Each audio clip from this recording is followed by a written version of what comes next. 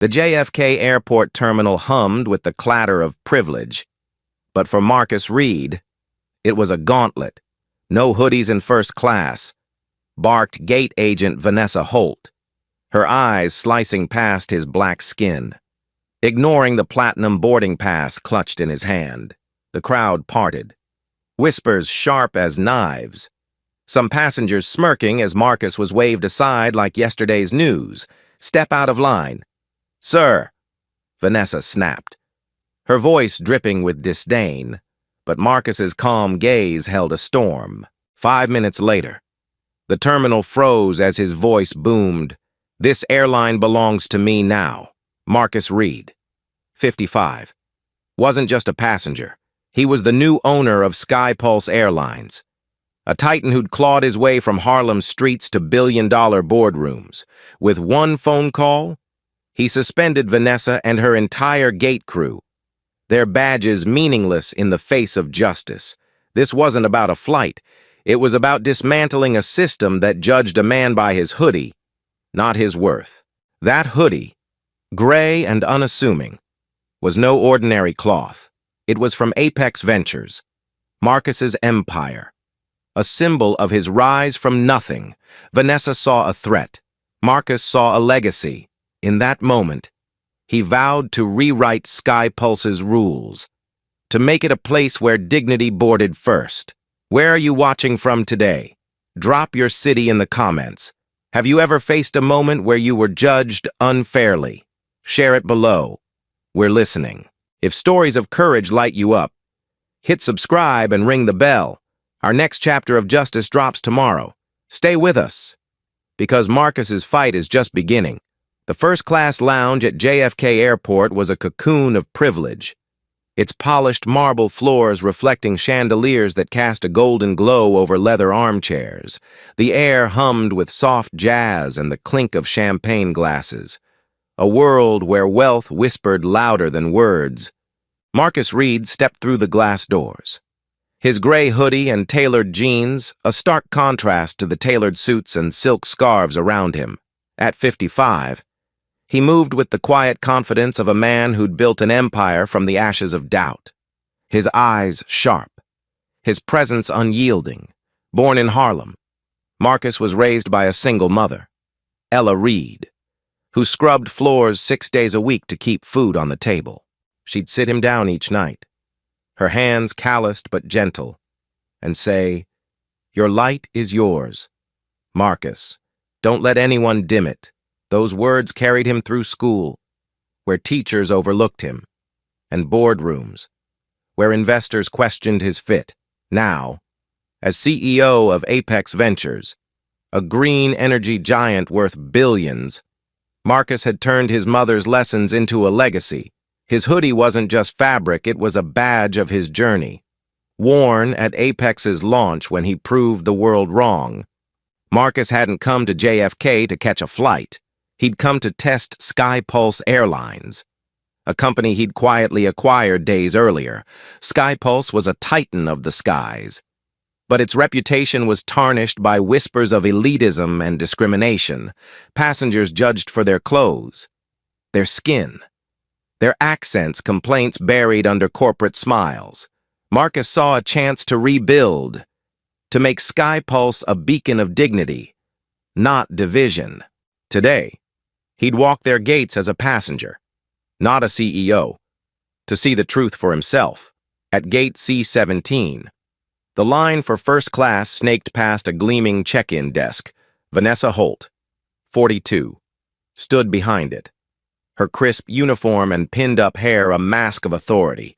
Her eyes flicked over Marcus, lingering on his hoodie, her lips curling into a faint sneer. "Sir, our dress code is strict," she said, her voice clipped, ignoring the platinum boarding pass he held. "Hoodies don't belong in first class." Marcus tilted his head, his voice calm but firm. "This hoodie's from my company's launch. It's worth more than your desk." Vanessa's smile didn't waver, but her eyes hardened. "Step aside." "Sir, you're holding up the line." Nearby, Clara Thompson, a 60-year-old flight attendant with silver streaks in her hair, adjusted her scarf, and watched. 30 years at Skypulse had taught her to spot trouble. She'd seen passengers like Marcus Black, Latino, or just different singled out for their look, not their ticket. Her stomach twisted. But silence was her reflex. She'd kept her head down through decades of slights, saving for retirement, avoiding waves. Yet something about Marcus's steady gaze stirred her. A flicker of guilt she couldn't shake. Across the gate, Jamal Carter, 25, clutched a worn backpack. His economy ticket to Atlanta crumpled in his pocket. A college student working odd jobs. He'd saved for months to visit his sick grandmother. He overheard Vanessa's words, saw the way she dismissed Marcus, and felt a familiar sting. Jamal had been randomly searched at airports before, his sneakers and hoodie marking him as suspicious. His frown deepened as he met Clara's eyes, a silent question passing between them. "Is this right, Derek Sims?" The gate supervisor sauntered over, his gold watch glinting under the fluorescent lights. At 50, he thrived on control, his slick smile hiding a knack for bending rules to favor VIPs. "Problem, Vanessa?" he asked, glancing at Marcus. "Just enforcing policy," she replied, her voice smug. Derek chuckled. "Good. Keep the riffraff out of first class." Their laughter cut through the lounge, a sound that made Clara flinch, and Jamal's hand tighten on his phone. Marcus didn't react. He stepped aside, his expression unreadable, and found a seat in the lounge. He pulled out his phone, his fingers steady as he dialed, "Sarah." "It's Marcus," he said to his COO. "Sarah Nguyen. The gate crew's failing the test. Start the audit. I want everything complaints. Records, names." His voice was low, but his eyes burned with purpose. Skypulse wasn't just an airline, it was a system. And Marcus Reed was here to break it open. The JFK terminal buzzed with the restless energy of travelers. But at gate C-17, a storm was brewing. Marcus Reed sat in the first-class lounge, his gray hoodie a quiet defiance against the polished suits around him. Vanessa Holt's words, "Hoodies don't belong in first class," still echoed in his ears. Not as an insult, but as a call to action.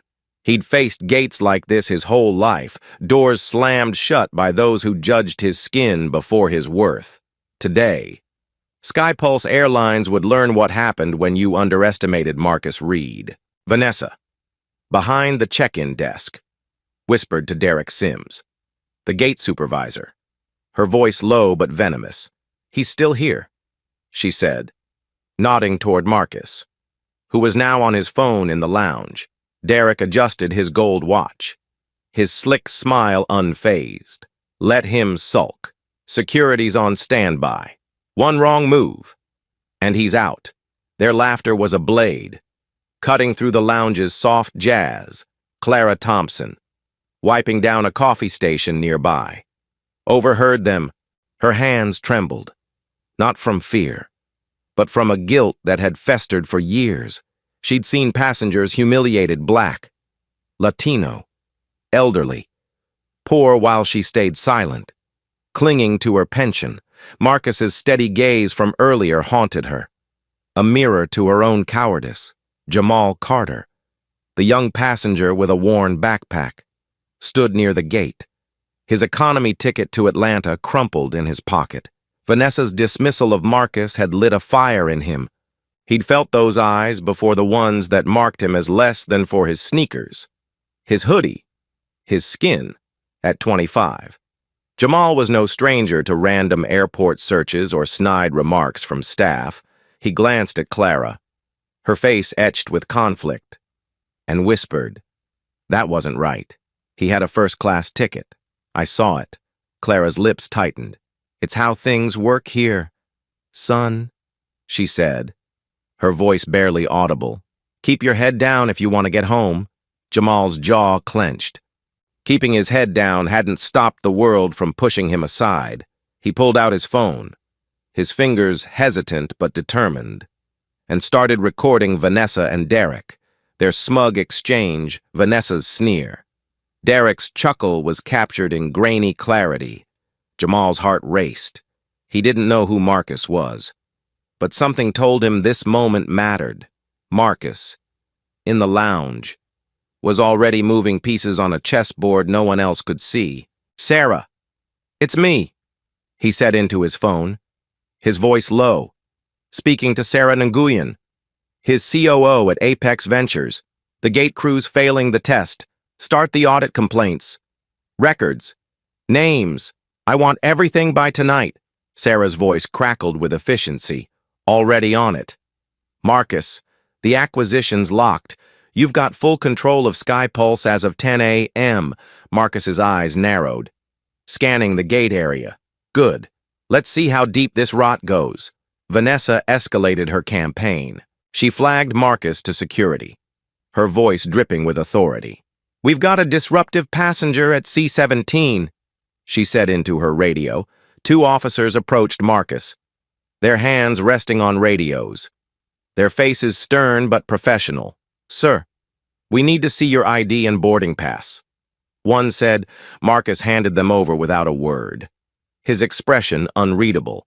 The officer glanced at the platinum pass, then at Marcus's ID, his brow furrowing. "This checks out," he said, turning to Vanessa. "What's the issue?"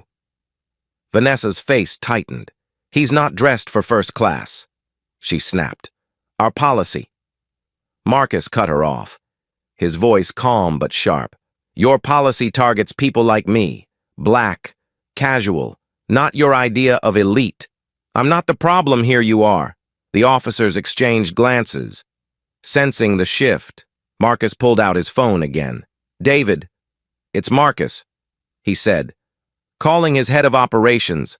"Suspend the gate crew at C-17, all of them, effective immediately." Vanessa's smirk vanished. "You can't do that," she protested, stepping forward. "I've worked here 15 years. I know my rights." Marcus stood, his presence filling the lounge like a gathering storm. "And I own Skypulse Airlines," he said, his words landing like a gavel. "Your rights don't include humiliating passengers." The officers hesitated, then nodded to Marcus, escorting a stunned Vanessa and Derek away from the gate. Passengers whispered, phones flashing as the scene unfolded. Clara watched, her heart pounding. She'd never seen anything like this, a passenger turning the tables on Skypulse's iron grip. Marcus's words echoed in her mind. "You are the problem." She thought of her own silence, the years she'd let slight slide to keep her job. Her hands shook as she poured coffee, spilling a few drops. Jamal, still recording, caught her eye. "He's not just a passenger, is he?" he asked. Clara shook her head. "No, son, he's something bigger." By noon, the terminal was alive with rumors. The gate crew's suspension sent shockwaves through Skypulse's staff.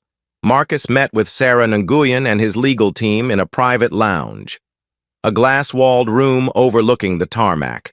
"What did we find?" he asked, his voice steady but urgent. Sarah slid a tablet across the table, her face grim. "It's a mess. Marcus, Vanessa's been targeting passengers for years. Black, Latino, anyone who didn't look first class. Complaints were filed, but management buried them." Marcus scrolled through the tablet, his jaw tightening. Dozens of reports detailed Vanessa's actions. A black doctor denied boarding for casual attire. An elderly Latina woman flagged for suspicious behavior. A young Asian couple forced to check bags for no reason. Derek was worse. He'd manipulated flight schedules to prioritize VIPs, pocketing bonuses for efficiency while overbooking economy passengers. The board had known, Sarah added, but turned a blind eye to protect Skypulse's image. Marcus's thoughts drifted to his mother, Ella, who'd once saved for months to fly to a family reunion, only to be humiliated at a ticket counter for looking out of place. He was 9, watching her hold back tears, her dignity battered but unbroken. This wasn't just about a hoodie. It was about every passenger who'd been made to feel small. Every worker like Clara who'd been forced to swallow their conscience. Clara, meanwhile, was called to a staff briefing in a cramped airport office. Her colleagues whispered about the troublemaker at gate C-17. "He bought the company," one said, eyes wide. "He's cleaning house." Clara's mind raced. She remembered Marcus's face, not angry, but resolute, as if he saw something in her she'd forgotten. She'd spent 30 years avoiding trouble, but trouble had found her now. Jamal, still in the terminal, checked his phone. His video of Vanessa's tirade had gone viral, racking up 10,000 views in hours. Comments flooded in. "This is why Sky Pulse is a nightmare. That man deserves an apology." Jamal hesitated, then emailed the video to an address he'd overheard Marcus mention. Attaching a note, "I saw what happened. This needs to stop." His hands shook as he hit send. He was just a student, but he'd taken a stand. Marcus received Jamal's email that afternoon. He watched the video, Vanessa's sneer filling the screen. "Hoodies don't belong here." His jaw tightened, but a spark of pride flickered. This kid, a stranger, had risked something to do what was right. Marcus forwarded the video to Sarah. "This is our smoking gun," he said. "Schedule a board meeting for tomorrow. We're not just firing people. We're rebuilding Sky Pulse from the ground up." Clara couldn't sleep that night. She sat at her kitchen table, her apartment quiet except for the hum of a distant plane. Her 30-year career flashed before her, smiles forced through slights. Apologies swallowed to keep peace. Marcus's words at the gate echoed, "You are the problem. Not just Vanessa, not just Derek, but her silence, too." She opened her laptop, her fingers trembling, and began typing an email to Sky Pulse's HR. "I've seen things," she wrote, "discrimination, cover-ups. I stayed quiet too long. No more." She listed incidents Vanessa's profiling, Derek's bonuses. The complaints swept under the rug. She hit send, her heart pounding, a weight lifting for the first time in years. Back at Sky Pulse headquarters, Marcus and Sarah worked late, their team combing through records. Clara's email arrived, forwarded by a whistleblower in HR. Marcus read it, his expression softening. "She's one of us." He told Sarah, "Find her. She's got a role in what's coming." Sarah nodded, already drafting a plan. The pieces were falling into place. But the real fight was just beginning. Tomorrow, Marcus would face the board and a culture that had thrived on exclusion for too long. The boardroom at Sky Pulse Airlines headquarters gleamed like a fortress, its glass walls framing a panoramic view of New York's skyline.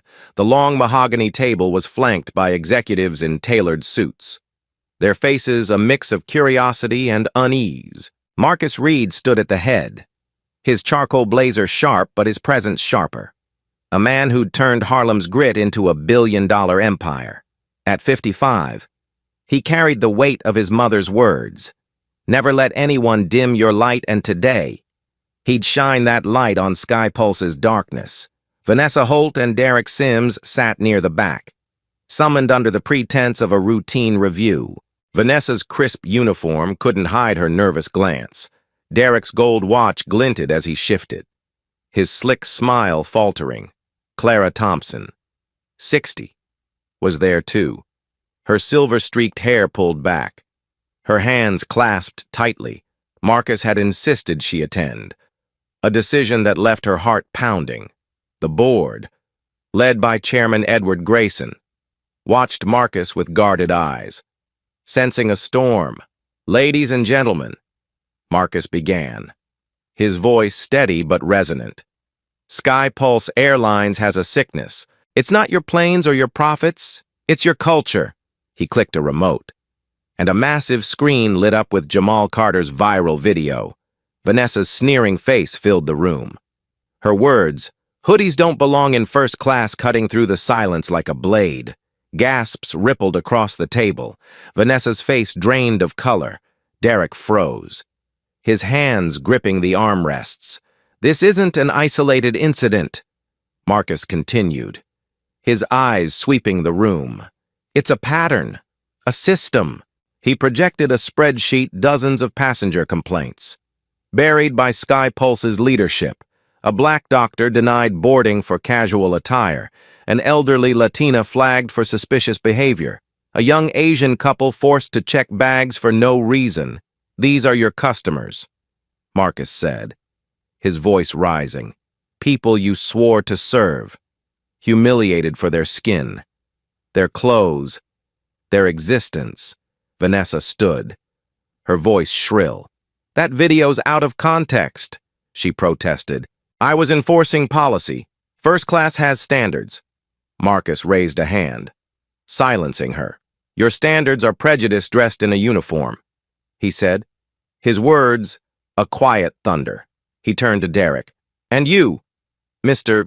Sims, explain the $50 dollars in bonuses you redirected to your account while overbooking economy passengers." Derek's mouth opened, then closed, his slick charm evaporating. Marcus clicked again, revealing an email from Clara Thompson, forwarded by an HR whistleblower. Her words appeared on the screen. "I've seen things. Discrimination. Cover-ups. I stayed silent too long. No more." The boardroom stirred. Executives whispering. Grayson's face tightening. Marcus looked at Clara, his gaze steady. "Miss Thompson, you've served SkyPulse for 30 years. Your courage brought us here. Will you speak?" Clara's heart thudded, her years of silence pressing against her. She stood, her voice trembling but clear. "I've watched passengers like Mr. Reed Black, Latino, elderly treated like they didn't belong. Vanessa profiled them. Derek profited from it. The company ignored it. I ignored it, too. To keep my job. I'm sorry to you, Mr. Reed. To every passenger I failed." Her eyes glistened, but her chin lifted. "I'm done being silent." The room was still. Clara's words, a spark in the dry tinder of SkyPulse's complacency. Marcus nodded, a flicker of pride in his eyes. He turned to the board. "This ends now," he said, "effective immediately. Vanessa Holt and Derek Sims are terminated. The gate crew at C-17 is suspended pending a full investigation.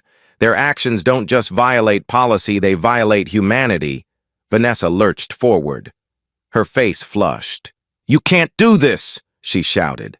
"I've given 15 years to this company." Marcus met her gaze, unflinching. "And you've taken dignity from countless passengers. Your time's up." Derek stood, muttering about lawyers. But the officers at the door, summoned by Sarah Nguyen, escorted them out. Their footsteps echoed, a fading echo of a broken system. Edward Grayson, the chairman, cleared his throat, his voice strained. "Mr. Reed, this is drastic. Vanessa and Derek were key to operations. The board needs time to." Marcus cut him off. "Time's what you've had. Mr. Grayson, time to bury complaints, to protect profits over people. SkyPulse isn't just an airline, it's a promise. And you've broken it." He projected a timeline of ignored whistleblower reports, including one from a fired employee who'd exposed Derek's schemes. The boardroom buzzed with unease, executives shifting in their seats. Marcus's voice softened, but its weight grew. "I didn't buy SkyPulse to run it like you did. I bought it to rebuild it, to make it a place where every passenger, from economy to first class, is treated with respect, where workers like Miss Thompson can speak without fear." He looked at Clara. "Miss Thompson, I'm appointing you interim manager of gate operations. Will you accept?" Clara froze, her breath catching, 30 years of fading into the background. And now this a chance to lead. She thought of her younger self, full of dreams, worn down by silence. She thought of Marcus, standing tall in his hoodie, refusing to be dimmed. "Yes, sir," she said, her voice steady now. I'll do it. For the passengers. For Sky Pulse. The boardroom erupted in murmurs. Some shocked, others inspired. Sarah Nguyen, standing by Marcus, handed him a folder. Sky Pulse's new code of conduct. Drafted overnight, Marcus held it up. This is our future, he said. A policy that values dignity over dress codes. Service over status. We start today. He turned to Jamal's video. Still paused on the screen. And we owe a debt to a young man who dared to record the truth. Jamal Carter. Wherever you are, you've changed an airline. Clara's eyes glistened. Her years of silence replaced by purpose. She thought of the passengers she'd serve tomorrow, grandmothers, students, dreamers not as tickets, but as people. Marcus's words rang in her ears, a promise. She'd keep it. The board, chastened, began to nod. Grayson's resistance crumbling under the weight of evidence and Marcus's resolve. Outside, the terminal was abuzz. Passengers shared Jamal's video. Now at 50, as in views, sparking debates about airline bias. Skypulse's social media team scrambled, fielding questions. But Marcus had already set the tone. He emailed Sarah from the boardroom, release a statement, acknowledge the past, promise the future. Sarah drafted it. Skypulse Airlines apologizes for past failures. Under new leadership, we commit to dignity for all. Marcus stepped to the boardroom's window. The tarmac sprawling below. Planes taxied, carrying lives, stories, dreams. He thought of his mother, Ella, who'd never flown first class but taught him to soar. This wasn't just about Vanessa or Derek. It was about a system that had failed too many for too long. He'd started with a hoodie, but he'd end with a legacy. Clara lingered after the meeting. Approaching Marcus. Why me? She asked. Her voice soft. I was part of the problem. Marcus smiled, his eyes warm. Because you chose to change. Miss Thompson, that's what makes you the solution. Clara nodded, a tear escaping. She'd been invisible for 30 years. But today, she was seen. The boardroom emptied. Executives filing out. Some shaken, others energized. Grayson stayed behind, his face weary. You're taking a risk. Mr. Reed, he said. This could cost us. Marcus met his gaze. No. Mr. Grayson, it'll save us. Dignity is the only currency that lasts. Grayson looked away, the weight of his own compromises settling in. Marcus returned to the lounge, where Sarah waited. The statement's out, she said. Social media's exploding, mostly positive. Jamal's video is at 100. Those are views. Marcus nodded, his mind already on the next steps. Find Jamal, he said. He's part of this now. The hoodie incident had been the spark. But the fire was spreading. Skypulse wasn't just an airline anymore, it was a movement. And Marcus Reed was its architect. The dust settled in the wake of Skypulse Airlines' boardroom reckoning. But the air at JFK's Terminal C-17 hummed with a new energy. Marcus Reed's stand had shattered the old guard. And now, the work of rebuilding began. The glass-walled lounge, once a shrine to elitism, felt different, warmer, as if the marble floors themselves exhaled relief. Marcus, 55, stood by a window, watching planes taxi across the tarmac, their wings carrying more than passengers. They carried a promise he'd made to lift everyone, not just the privileged few. Clara Thompson, now interim manager of gate operations, stepped into her role with a fire she hadn't felt in decades. At 60, she'd spent 30 years fading into Skypulse's background, her silver-streaked hair a quiet witness to countless slights. Marcus's trust had changed her. She hung a sign at gate C-17, "Welcome all." It was simple, but it spoke volumes. Clara led training sessions, her voice steady as she taught staff to see passengers as people, not profiles. Every ticket is a story. She told them. Treat it with care. The changes were immediate. Passengers noticed grandmothers in sweatshirts boarded first class without a second glance. Students in sneakers smiled at check-in. Complaints about profiling plummeted, replaced by thank you notes pinned to Clara's office wall. One read, "I flew SkyPulse for 20 years and never felt seen until today." Clara's eyes glistened as she read it. Her years of silence now a distant memory. She wasn't just managing gates, she was rebuilding trust. One passenger at a time. Marcus worked with his COO, Sarah Nguyen, to launch Travel for All, a campaign that redefined SkyPulse's image. Billboards rose across America, a black doctor in a hoodie boarding first class, a Latina grandmother beaming in an ad, a young Asian couple laughing at check-in.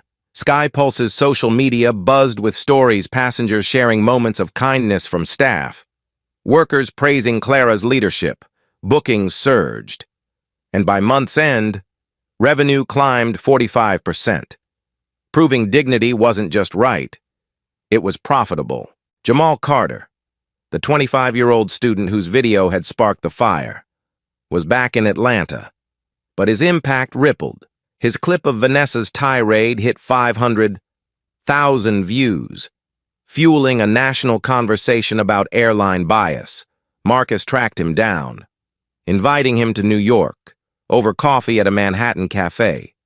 Marcus handed Jamal a letter, a full scholarship to study aviation management. Funded by Apex Ventures. "You're the future," Marcus said, his voice warm. "You saw wrong and acted. That's leadership." Jamal, stunned, clutched the letter. Seeing a path from his grandmother's bedside to a cockpit, Vanessa Holt and Derek Sims faced the fallout of their actions. Vanessa, stripped of her badge, tried to sue SkyPulse. Claiming unfair dismissal, her case collapsed under the weight of Jamal's video and Clara's testimony. Now public, she took a desk job at a small regional airport. Her arrogance a fading echo. Derek, his bonuses exposed, fled New York, his reputation in tatters. Job offers dried up. His gold watch, a hollow relic of a life built on greed. Their names became cautionary tales, whispered among SkyPulse staff as a warning exclusion had no place here. But the fight wasn't over. Apex Air, a rival conglomerate led by CEO Richard Langston, saw SkyPulse's transformation as a threat. Langston, a silver-haired tycoon with a penchant for old-school elitism, launched a hostile takeover bid. "This inclusion fad won't last," he sneered in a leaked email, vowing to restore SkyPulse's traditional model code for its discriminatory past. The email reached Marcus's desk, courtesy of a whistleblower, and his jaw tightened. This wasn't just business, it was personal. Marcus and Clara met with SkyPulse's board in a tense session. Langston's bid loomed, backed by investors hungry for quick profits. Marcus stood, his voice calm but unyielding. "SkyPulse isn't a machine. It's a promise. Our revenue's up 45%. Customer loyalty's at an all-time high. Why? Because we treat people right." He projected data complaint rates down 80%. Employee retention soaring. Stock projections climbing. Langston wants to drag us backward. We're moving forward. Clara, her confidence growing, added her voice. "I've served passengers for 30 years, she said, her silver hair catching the light. "They're not just numbers, they're stories. A grandmother flying to see her grandkids. A student chasing a dream. Langston doesn't see them. We do." She shared a letter from a passenger, a black veteran who'd flown SkyPulse for the first time since the changes. "I felt like I belonged," he wrote. The board stirred, Grayson's skepticism softening. The vote was close, but Marcus and Clara's case held.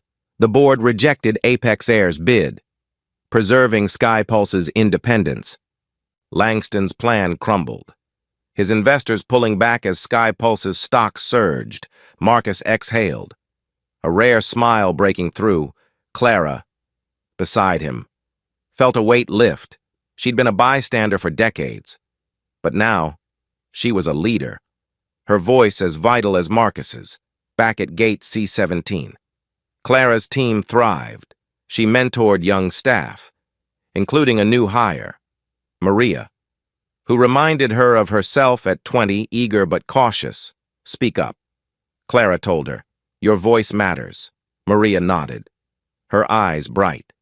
Clara's office became a hub of ideas, accessibility upgrades for disabled passengers, community outreach for local schools. She kept a photo of Gate C-17 on her desk. The Welcome All sign a daily reminder of the day everything changed. Jamal enrolled in aviation school, his scholarship covering tuition and books. He worked part-time at Sky Pulse, learning from Clara, his backpack replaced by a crisp uniform. On his first day, he walked through Gate C-17, the same gate where he'd filmed Vanessa. The sign above read, "Welcome All," and he smiled, feeling the weight of his own contribution. His grandmother, recovering in Atlanta, sent him a photo of herself boarding a Skypulse flight, her smile wide. "Proud of you." She texted, "Marcus." Meanwhile, took a rare moment to reflect. He visited Harlem, standing outside the community center he'd funded in his mother's name. The Hoodie incident had been a spark, but the fire it ignited was reshaping an industry. He met with Sarah to plan Skypulse's next phase, a training academy for workers from underserved communities, ensuring the travel for all ethos lived on. "This isn't the end," he told her. "It's the beginning." Skypulse's transformation rippled outward. Other airlines adopted similar policies. Citing Skypulse's success, Clara's training sessions became a model, shared at industry conferences. Passengers shared stories online. A disabled veteran praised new wheelchair access. A Black family lauded staff kindness. Skypulse's app featured a Share Your Story tab, flooding with messages that Clara read each night. Her heart full, Marcus kept the gray hoodie, now folded in his office, a symbol of the fight. He thought of his mother, Ella, who'd never seen him soar but had given him wings. Skypulse wasn't perfect, but it was proof that change was possible, not through vengeance, but through vision. Clara, Jamal, and thousands of passengers were part of that vision now, their stories woven into the airline's new soul. As Clara closed Gate C-17 one evening, a young passenger thanked her. "This is the first time I didn't feel judged," he said.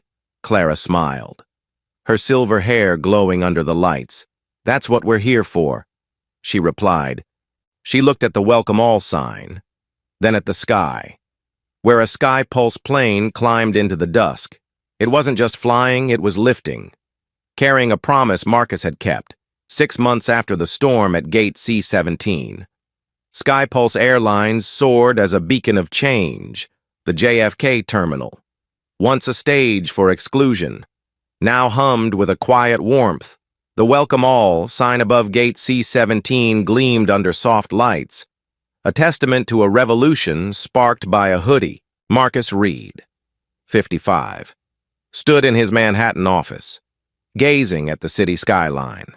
Skypulse wasn't just an airline anymore, it was a movement, a promise kept to his mother, Ella, whose words still guided him. "Never let anyone dim your light." Skypulse led the industry, its customer satisfaction ratings outpacing rivals, its Travel for All campaign, with billboards showcasing grandmothers, students, and dreamers, won hearts and awards. The airline's stock soared after going public, its charter etched with a commitment to inclusion, a clause Marcus insisted on. Ensuring dignity remained its core. Other airlines took note, adopting similar policies, citing Skypulse's 45% revenue spike as proof that fairness was good business. Marcus's vision had rippled outward. Reshaping an industry one flight at a time, Marcus launched Reed Scholars, a program training young leaders from underserved communities. Its first cohort included students from Harlem, Atlanta, and beyond, each chosen for their courage, not their connections. Jamal Carter, now 26, was its star. His viral video had ignited the rebellion, and Marcus saw in him the spark of a new generation. Jamal stood at his graduation, his aviation management degree in hand, his grandmother's proud smile beaming from the audience. "This is for you," he whispered, clutching his diploma, his eyes on the sky. Clara Thompson, 60, became Sky Pulse's permanent director of gate operations, her silver hair a crown of earned authority. The woman who'd once faded into the background now led with quiet strength. AARP honored her with a leadership award, and the New York Times ran her story from silence to skyward, a flight attendant's redemption. Clara's office overflowed with passenger letters, thanks from a black veteran, a disabled mother, a young couple who felt seen. Each night, she read them, her heart full, her 30 years of silence transformed into a legacy of welcome. Vanessa Holt faded into obscurity, her name a footnote in Sky Pulse's past. After her failed lawsuit, she worked a desk job at a small airport, her crisp uniform replaced by a polyester vest. Her arrogance, once a weapon, was now a burden. Her story a warning to those who clung to exclusion. Richard Langston, Apex Air's CEO, retired in disgrace.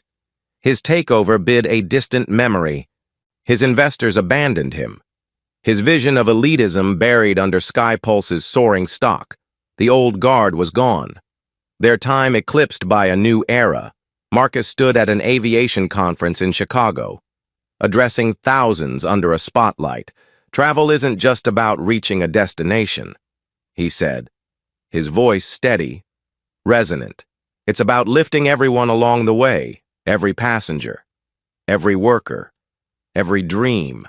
The crowd rose, their applause a thunderous echo of his mother's lessons. Marcus paused, his eyes scanning the faces. Black, white, young, old, all united by a shared hope. He'd turned a Hoodie into a revolution, not through vengeance, but through vision. Back in his office, Marcus kept that gray Hoodie, now framed behind his desk. It wasn't a trophy. It was a reminder of the day he walked through Gate C-17. Judged but unbroken, he thought of Ella, who'd scrubbed floors to give him wings, never imagining he'd fly an industry to new heights. Sky Pulse's app now featured a Share Your Story tab, flooded with tales of kindness, a child's first flight, a veteran's warm welcome, a grandmother's tears of joy. Marcus read them, each one a stitch in the fabric of his promise. Clara walked through Gate C-17 one evening, her shift ending as a Sky Pulse plane climbed into the dusk. A young passenger, a black teenager in a hoodie, thanked her. "This is the first time I felt like I belonged," he said, his smile shy. Clara's eyes softened, her silver hair glowing under the lights. "That's why we're here," she replied, her voice warm. She glanced at the Welcome All sign, then at the sky, where the plane's lights twinkled like stars. It wasn't just flying, it was soaring, carrying Marcus's vision into the future. Jamal, now a Sky Pulse intern, stood at the same gate, his uniform crisp, his backpack a memory. He'd walked through C-17 as a passenger, filming a wrong he couldn't ignore. Now, he was part of its transformation, his scholarship paving the way to a pilot's wings. His grandmother, fully recovered, sent him photos of her Sky Pulse flights, her pride a quiet fuel. Jamal looked at the Welcome All sign, feeling the weight of his own courage, a spark that had helped light the way. Sky Pulse's story spread, its policies a blueprint for change. Clara's training sessions were filmed, shared at industry summits, her voice a guide for airlines worldwide. Marcus's Reed scholars grew, its graduates filling Sky Pulse's ranks, their dreams a testament to what courage could build. The hoodie, once a symbol of exclusion, was now a badge of inclusion, worn by passengers and staff alike in Sky Pulse's new ads. Marcus, Clara, and Jamal had rewritten the rules, proving that dignity could take flight. As Marcus stood in Harlem, outside the community center bearing his mother's name, he felt her presence. The Hoodie Rebellion wasn't the end, it was a beginning. A call to keep lifting, keep shining. Sky Pulse was proof that a single stand could change an industry. That one voice, be it Marcus's, Clara's, or Jamal's, could echo forever. The sky was no longer a limit, it was a promise.